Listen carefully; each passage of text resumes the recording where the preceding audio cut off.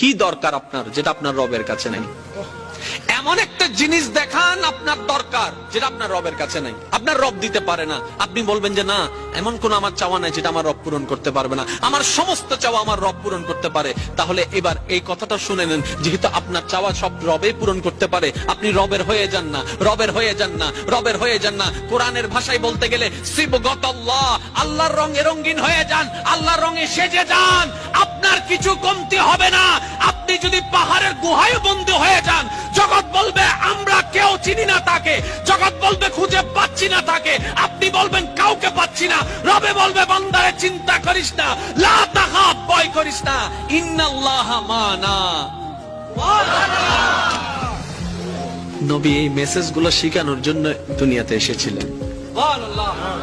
মুসলমানদেরকে আত্মবিশ্বাসী করানোর জন্য নবী রাহমাতুল্লিল আলামিন দুনিয়াতে এসেছেন। বলেন না সুবহানাল্লাহ। আপনার আমার নবীর পিছনে ছোট বাচ্চাকে লাগাই দিল হাতে পাথর দিয়ে, পাগল আসছে মারো। ছোট বাচ্চা অত বুঝে না, মারতে আছে মারতে আছে। কাকে মারছে জানেন? যিনি আল্লাহর হাবিব। কার গায়ের উপর হাত তুলছে, কাকে আঘাত করছে জানেন? যার ঘরে জিবরাইলের মতো ফেরেশতা খাদেম হয়ে আসে। কাকে আঘাত করছে? যাকে আল্লাহ মেরাজের দুলা বানিয়েছেন, যিনি আদমেরও নবী।